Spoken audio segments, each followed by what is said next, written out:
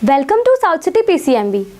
तो class 10th अभी तक के हमने लेक्चर में देख लिया रिप्रोडक्शन क्या होता है, उसके बारे में पूरा एसेक्सुअल रिप्रोडक्शन, उसके कितने टाइप्स होते हैं, फ्रैगमेंटेशन, स्पोर फॉर्मेशन, जितने वन मार्कर वाले जितने भी क्वेश्चन उस टाइम बन सकते थे मैंने बताए।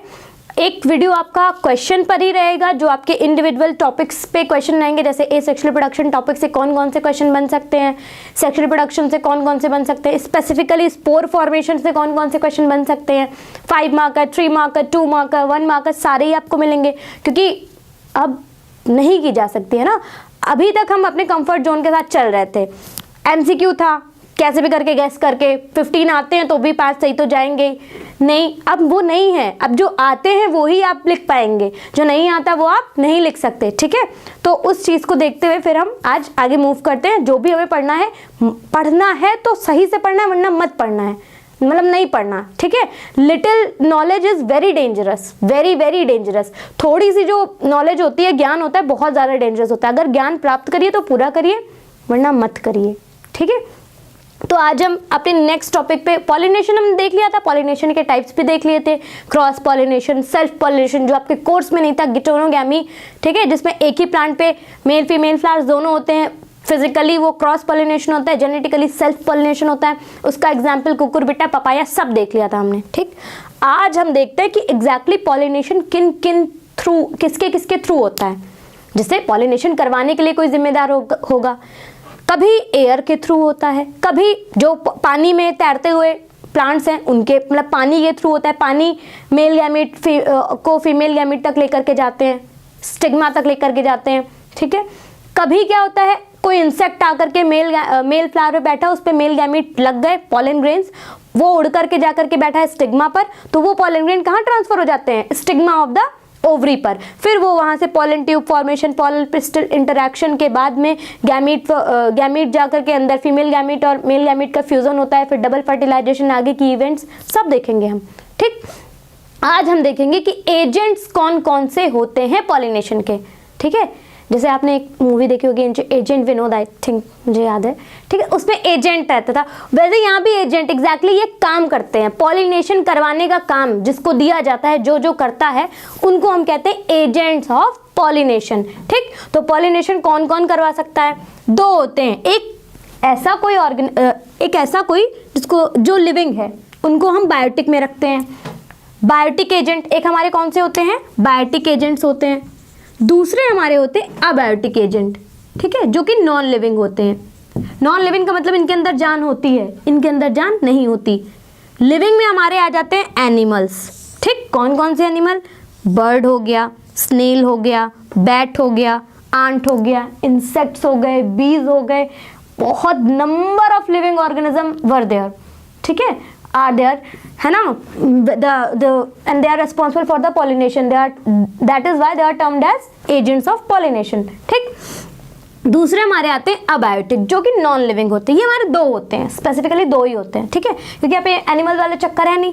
ये 2 होते हैं, एक एयर और एक वाटर। एयर के थ्रू जब पॉलिनेशन होता है उसको हम एक टर्म देते हैं एनीमोफिली। क्या बोलते हैं, एनीमोफिली। और वाटर के थ्रू जो होता है उसको बोलते हैं हाइड्रोफिली। तो हाइड्रोफिली आप समझ जाएंगे, हाइड्रो का मतलब वाटर, ठीक है, फिली का मतलब फ्यूजन। तो यहाँ पर जो फ्यूजन गैमीट का होता है वो किसके थ्रू होता है, वाटर के थ्रू होता है, इसलिए इसको नाम दिया गया हाइड्रोफिली।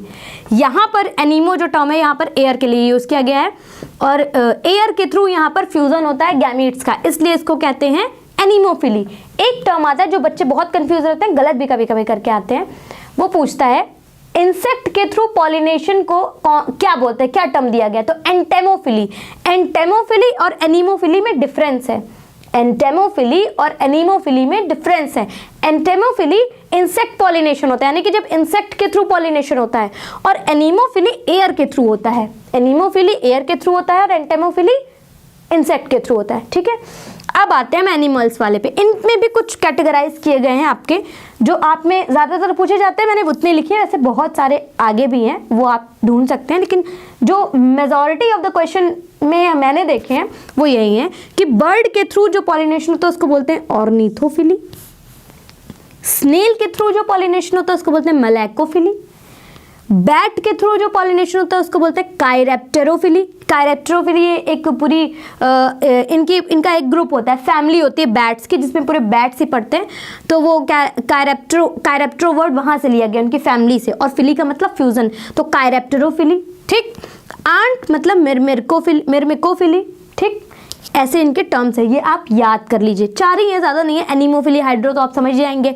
एंटेमो, एनीमो एयर और इंसेक्ट के लिए, एंटेमो इंसेक्ट के लिए यूज़ किया जाता है, एनीमो एयर के लिए यूज़ किया जाता है। 2 होते हैं, एबायोटिक और बायोटिक। बायोटिक एनिमल्स में बहुत सारे आते हैं, अबायोटिक 2 ही होते हैं, एयर और वाटर। तो आपसे पूछा जा सकता है कि name the abiotic agent of pollination, तो 2 ही होते हैं, वाटर, एयर। ठीक, आपसे पूछा जा सकता है इंसेक्ट पॉलिनेशन को क्या कहते हैं, ना टर्म क्या दिया गया है, तो एंटेमोफिली। और एयर के थ्रू जो होता है उसको एनीमोफिली, वाटर के थ्रू हाइड्रोफिली, फिर आपका बैट के थ्रू काइरेप्टेरोफिली, फिर स्नेल के थ्रू मेलैकोफिली, बर्ड के थ्रू ऑर्निथोफिली, आंट के थ्रू मिर्मिकोफिली। ये फिर आपके कौन से हैं, ये 1 मार्कर वाले हैं। ठीक है, कभी कभी इनको 2 लाइन वाले में भी पूछ लिया जाता है, थोड़े क्वेश्चन बढ़ा करके। ठीक, तो ये था आपका एजेंट्स ऑफ पॉलिनेशन पूरा टॉपिक। ठीक है, अब आगे हम मूव करते हैं।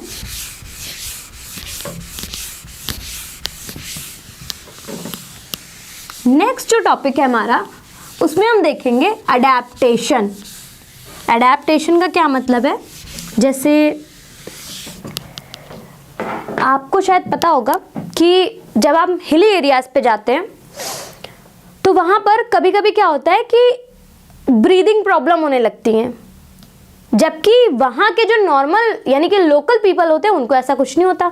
तो ऐसी क्या बात होती है कि लोकल पीपल को वो एरिया या इन्वायरमेंट सूट करता है, ठीक है, और हम जब जाते हैं तो हमें सूट नहीं करता, हमें ब्रीथ से रिलेटेड यानी कि ब्रीदिंग डिसऑर्डर या सांस लेने में हमें तकलीफ होने लगती है। ऐसा क्या होता है, देखिए जब हम प्लेन्स पे रहते हैं तो उस हिसाब से हमारे नंबर ऑफ आरबीसीज रहते हैं। ठीक है, तो ऐसा देखा गया है कि जो हिली एरियाज पे लोग लोकल पीपल रहते हैं, मतलब जो रोज वहाँ पे रहते हैं, उनके में नंबर ऑफ आरबीसी ज़्यादा होते हैं। उनके में क्या होते हैं, नंबर ऑफ आरबीसी ज़्यादा होते हैं हमारे कंपैरिजन में। ठीक, तो मैम इससे क्या मतलब है, मतलब है आरबीसी तो आपका ऑक्सीजन लेकर के जाता है, आरबीसी तो ट्रांसपोर्ट करता है ऑक्सीजन को, तो जितने ज़्यादा आरबीसी उतना ज़्यादा ऑक्सीजन ट्रांसपोर्ट। ठीक है, तो हम में नंबर ऑफ आरबीसी कम होते हैं तो ऑक्सीजन कम ट्रांसपोर्ट होता है। ठीक है, हम जब हिली एरियाज पे जाते हैं तो ऑक्सीजन कम ट्रांसपोर्ट होने की वजह से हमें ऐसा लगता है कि लगता क्या है, ऐसा है भी, ऐसा होता भी है कि ऑक्सीजन हम कम ले रहे होते हैं, उस वजह से हमें ऐसा लगता है कि जैसे सांस से रिलेटेड कोई प्रॉब्लम हो रही है ना, ब्रीदिंग डिसऑर्डर्स हमें वहाँ पे जाके हो जाते हैं, जबकि उनको कोई प्रॉब्लम नहीं होती। क्यों? क्योंकि उनमें तो पहले से ही नंबर ऑफ आरबीसी ज़्यादा है, उनको तो ऑक्सीजन ट्रांसपोर्ट ही हो रहा है। तो ये होती है एडेप्टेशंस। क्या होती हैं? एडेप्टेशंस। हम पानी में नहीं रह सकते, लेकिन फिशेज रहती हैं। क्यों? उनके पास गिल्स है, वो डिजॉल्व ऑक्सीजन लेती हैं। हम डिजॉल्व ऑक्सीजन नहीं ले सकते, हम एयर के थ्रू ऑक्सीजन को लेते हैं, क्योंकि हमारे में लंग्स हैं, उनके में गिल्स हैं। तो सबकी अपनी अपनी एडेप्टेशंस होती हैं। ठीक है, ऐसे ही आपके बर्ड्स में न्यूमेटिक बोन्स पाई जाती हैं, जिनको हम लोग स्पंजी बोन्स भी कहते हैं, जो कि वेट को रिड्यूस कर देती हैं। जब स्पंजी बोन पाए जाते हैं तो उसमें पोर्स होते हैं बोन्स में, जिनकी वजह से उनका वेट जो होता है वो हल्का हो जाता है और वो आसानी से उड़ सकती हैं, उनको अपना वेट भारी नहीं लगता है। ठीक है, क्योंकि एयर उनमें से पास होती रहती है उन बोन्स के थ्रू। ठीक, तो ये सारी अडेप्टेशन है। वैसे ही अगर इंसेक्ट पॉलिनेशन करवाना है तो उसमें प्लांट में भी कुछ ना कुछ अडेप्टेशंस होती हैं। अगर एयर के थ्रू होना है तो भी कुछ अडेप्टेशंस होती हैं, वाटर के थ्रू होना है तो भी अडेप्टेशंस होती हैं। ठीक है, जैसे वाटर में हर कोई नहीं रह सकता, जिसके पास गिल्स हैं, जो डिजॉल्व ऑक्सीजन लेता है वही रह सकते हैं, हम नहीं रह सकते। हम कॉन्टिन्यूअस रह सकते उसमें नहीं रह सकते। ठीक है, तो वैसे ही कौन से ऐसे अडेप्टेशंस होते हैं जो कि पॉलिनेशन, वाटर पॉलिनेशन के लिए रिस्पॉन्सिबल है, कौन से होते हैं जो इंसेक्ट पॉलिनेशन के लिए रिस्पॉन्सिबल है, और कौन सी हैं जो हमारी कौन सी एयर के लिए रिस्पॉन्सिबल है। ठीक है, तो आइए देखते हैं adaptations of insect. Adaptation of insect pollination. तो ये बताइए, इंसेक्ट पॉलिनेशन यानी कि इंसेक्ट आएगा, ठीक, और पॉलिनेशन करवाएगा। तो जब तक अट्रैक्शन या फिर अट्रैक्टिव फ्लावर्स नहीं होंगे तब तक इंसेक्ट पॉलिनेशन नहीं होता। तो पहला पॉइंट ये लिखते हैं कि फ्लावर शुड बी अट्रैक्टिव ठीक है। अब अट्रैक्टिव में 2 पॉइंट हम बना सकते हैं। Flower should be bigger in size,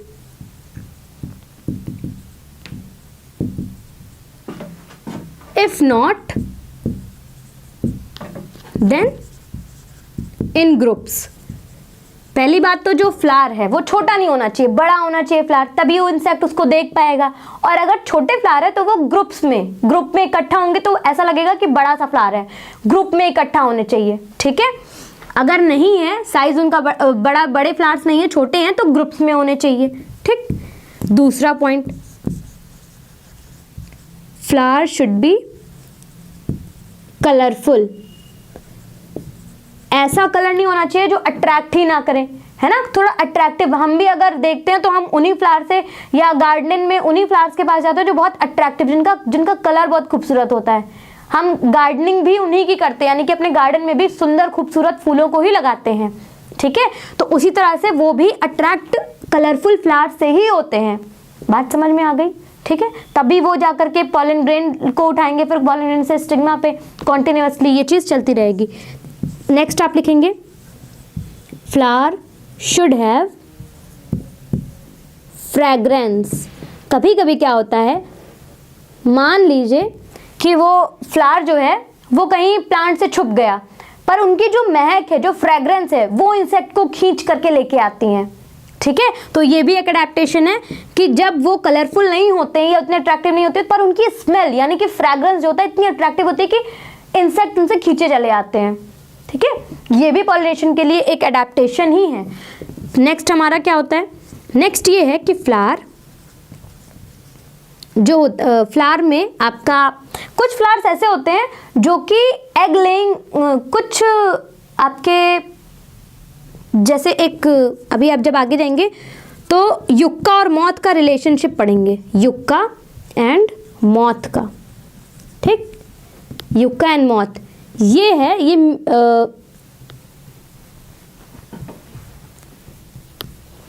mutual relationship में रहते हैं, ठीक है। म्यूचुअल रिलेशनशिप मतलब ये इसके बिना नहीं रह सकता और ये इसके बिना नहीं रह सकता। इसका क्या मतलब हुआ, अगर गलती से भी ये जो युक्का प्लांट है, ये गलती से भी, जैसे आपके कुछ ऑर्गेनिज्म प्लांट्स में भी और एनिमल्स में भी एक्सटिंक्ट हो गए, मतलब खत्म हो गए, तो गलती से भी ऐसा एज्यूम कीजिए कि युक्का खत्म हो गया, पूरे दुनिया में कहीं नहीं है, तो मौत भी खत्म हो जाएंगे।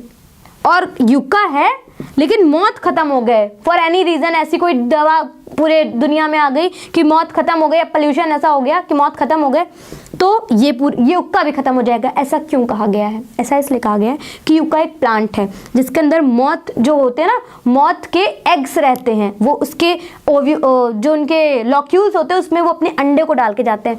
तो मौत के जो अंडे होते हैं, ठीक है, तो वो सारे इनके सीड से डेवलप हो रहे होते हैं, इनके सीड से न्यूट्रिशन ले लेकर डेवलप होते हैं, ठीक। और मॉथ इनको वापस में क्या देके जाता है, वो कहता है लॉक्यूल्स में मैं अपने अंडे डाल के जा रहा हूं, तो ये क्या देके जाता है ऐसा, युक्का का पॉलिनेशन सिर्फ इन मॉथ से ही होता है, युक्का का पॉलिनेशन सिर्फ मॉथ ही करवा सकता है।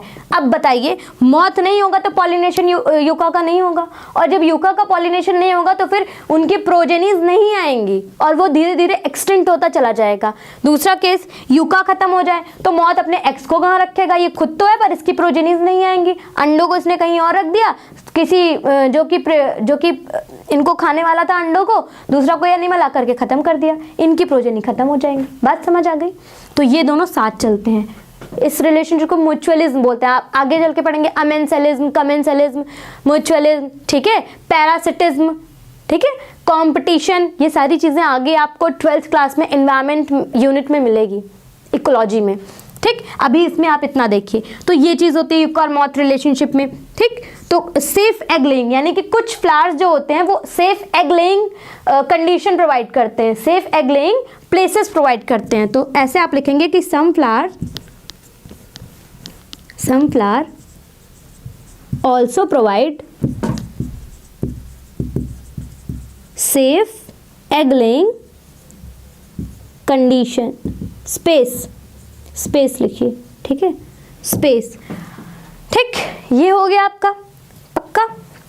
अब ये इतने आप अडेप्टेशन देख सकते हैं जो कि एकदम रेलिवेंट एग्जाम्पल्स हैं, जो कि रेलिवेंट एग्जाम्पल्स हैं। एक और है कि आपने सुना होगा नेक्टर। तो नेक्टर क्या होता है? नेक्टर कौन लेता है? इंसेक्ट ही तो लेते हैं, वो नेक्टर को यूज़ करते हैं, ठीक है, वो नेक्टर लेते हैं, ठीक। तो इंसेक्ट क्या यूज़ करते हैं? इंसेक्ट्स आर रिवॉर्डेड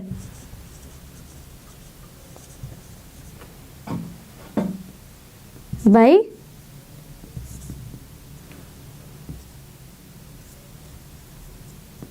नेक्टर और एडिबल पॉलन ग्रेन।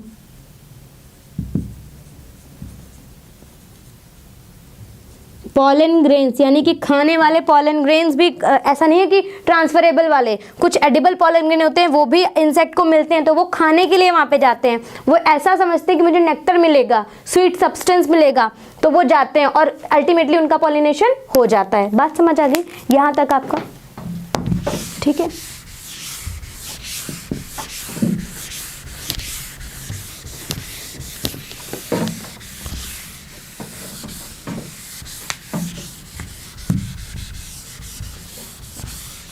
नेक्स्ट है आपका एयर के थ्रू। एयर पॉलिनेशन में क्या क्या होती है? तो पहली बात, पॉलन ग्रेन्स इसमें बहुत अच्छे होने चाहिए, यानी कि pollen grains should be light and non sticky. क्या होने चाहिए? लाइट और नॉन स्टिकी होने चाहिए, ठीक। दूसरा adaptation, stigma. Stigma should be, जो स्टिग्मा होनी चाहिए वो स्टिकी होनी चाहिए, या फिर उसका जो फेदर लाइक होना चाहिए, ठीक है, ठीक।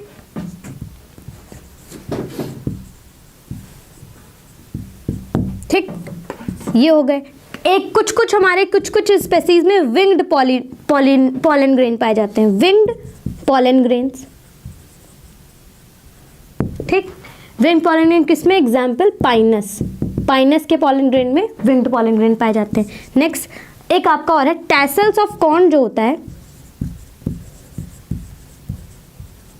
ये किससे बना होता है? तो स्टाइल, ठीक है, ये स्टाइल से बना होता है एंड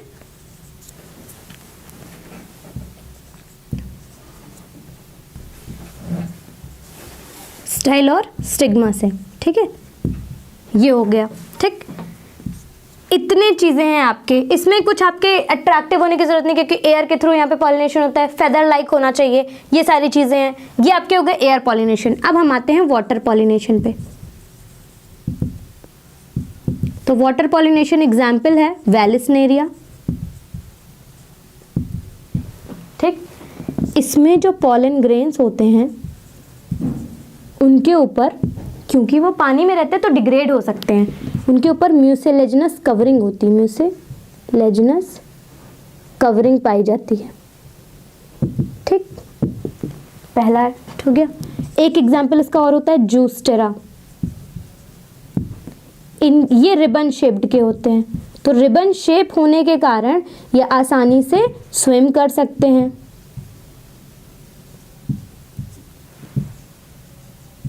और साथ में इनके ऊपर भी कौन सी लेयर होती है? म्यूसिलेजिनस,